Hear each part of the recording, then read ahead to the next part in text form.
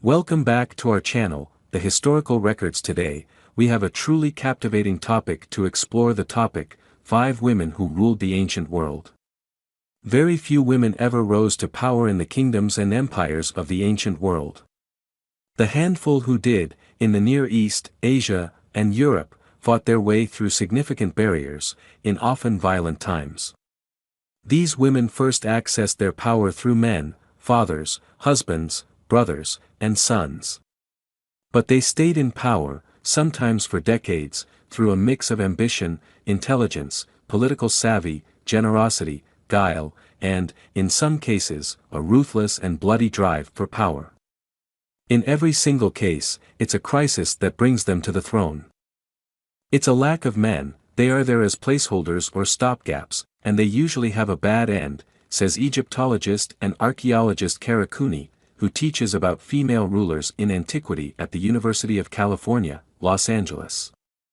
When their reigns ended, they sometimes died violently. Their lives and achievements were often scrubbed from collective memory by subsequent male rulers eager to take credit and reinforce prevailing patriarchal norms. In each case, the woman is swept aside. In each case, the woman has no genetic legacy. And in each case, her ambition is judged as self-serving and dangerous, says Cooney, author of The Woman Who Would Be King, Hatshepsut's Rise to Power in Ancient Egypt. And for millennia thereafter, their stories were chronicled largely by male historians. Those narratives, sometimes framed around the women's violent or promiscuous ways, think Egypt's Cleopatra or Phoenician royal Jezebel, became cautionary tales that have invaded our cultural psyche, says Cooney, preventing many from seeing a more complete picture of their real lives and accomplishments. Here are 5 ancient female rulers who overcame obstacles to help shape the history of their times. Hatshepsut. Ancient Egypt, Queen Hatshepsut, who assumed the role of pharaoh in Egypt's 18th dynasty, ruled during 22 years of great prosperity, peace, and an explosion of artistic creativity that would forever influence Egyptian culture. The eldest daughter of a pharaoh, Hatshepsut married her half-brother Thutmose II around the age of 12 and later became queen regent to her stepson and nephew Thutmose III, who inherited the throne at the age of 2. 7 years into her regency, in 1478 BCE, she broke with tradition and had herself crowned pharaoh, co-ruler with the child king. To be accepted by Egypt's patriarchal society, where monarchs had long been male, Hatshepsut fashioned a masculine image. She wore traditional royal kilts and false beards. She had herself depicted with large muscles, making royal offerings to the gods or bashing in foreign captives' heads. The longest reigning female ruler in ancient Egypt, Hatshepsut fueled a booming economy, re-established lost trade networks and built hundreds of construction projects in Upper and Lower Egypt. She performed holy rituals usually reserved for male kings in many temples, securing her religious base and legitimacy on the throne. When she died, her co-ruler Pharaoh Thutmose III erased Hatshepsut's name from public records, destroyed her statues and carved out her image from public monuments. He backdated his reign to his father's death, taking credit for his stepmother's accomplishments. Boudica. Ancient Britain, Queen Boudica of the ancient British Iceni tribe became a leader for her people and a legendary figure and cultural symbol through revolt, violence and war. When her husband Prasutagus died in the year AD 60, the Roman Empire moved in to annex the Iceni kingdom. During the takeover, Romans publicly flogged the queen and raped her 2 daughters. Author David Furlow said the Romans mistakenly believed the violence would make her submit. It had the opposite effect. It made her strong beyond belief. It gave her power to wage a crusade of fire and steel. Boudica, who had been trained as a warrior, rallied the Iceni and other British tribe. Together, they attacked the 3 main Roman population centers, including Londonium, roughly present-day London, and defeated a detachment of the Roman legion. Her followers killed between 70,000 and 80,000 Romans and pro-Roman Britons and came close to success in the uprising until a regrouped Roman army defeated the tribes decisively in a third and final battle. Boudica died by suicide or illness soon after. The short-lived revolt in AD 61 would make her a national heroine and a cultural symbol 15 centuries later during the English Renaissance. Wu Zetian China, Empress Wu Zetian, the first and only female empress of China, served as de facto ruler of the Tang dynasty for 40 years from 665 to 705 to 25 years through her husband and sons, and then for 15 years when, in an unprecedented move, she founded the Wu Zhou dynasty and became empress in her own right. Revered for leading with a strong hand, she shaped a more efficient and less corrupt government, revitalized China's economy and culture, and bucked the aristocracy to advance the peasant class.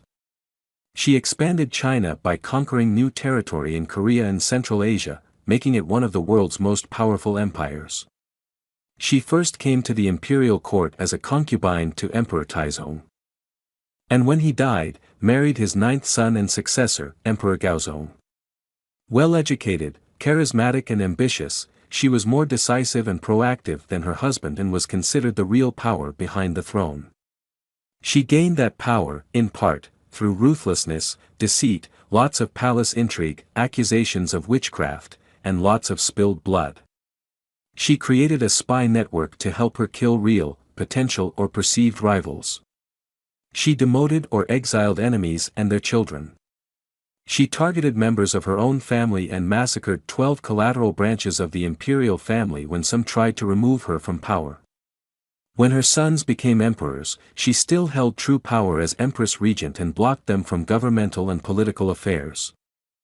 In 690, then in her 60s, she forced her youngest son, Emperor Ruizong, to abdicate, made herself the sole ruler and founded the second Zhou dynasty that would last 15 years. She promoted arts and literature, initiated campaigns to raise the position of women and support women's rights, and spread and consolidated Buddhism over Taoism. In February 705, a coup removed Wu Zetian from power. She died later that year.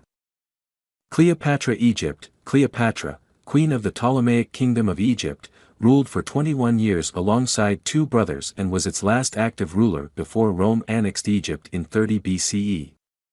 The last of the Macedonian Greek ancestry to rule Egypt, Cleopatra is known for her romantic liaisons with Roman leaders Julius Caesar and Mark Antony that influenced politics and ignited much upheaval in Rome. She sought to use Rome to restore lost territory to Egypt.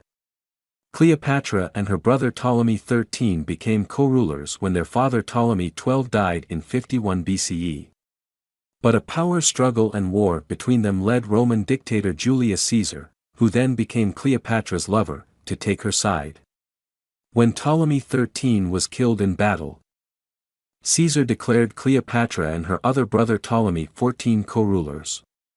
That brother died the same year Caesar was assassinated in Rome in 44 BCE, and she named her and Caesar's son, Caesar Ion, as co-ruler under the name Ptolemy XV to further the dynasty.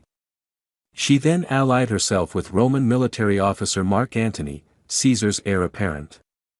After more political and palace intrigue, they married, had twins and traded political favors. Cleopatra financed one of Antony's long-desired military campaigns, then requested that Rome return parts of Syria and Lebanon to Egypt. This prompted a propaganda war with Caesar's adopted son Octavian about Antony giving Roman land to a foreign woman. The Roman Senate declared war against Cleopatra. Antony and Octavian's forces met in battle. When he heard the false news that Cleopatra had died, Antony fell on his sword. When Octavian arrived to seize Cleopatra in the palace in Alexandria, she refused to be taken back to Rome to be paraded in the streets as a defeated queen. Legend states she committed suicide by a self-inflicted snake bite, although some historians say she may have taken in the toxin via needles, ointments, or some other method.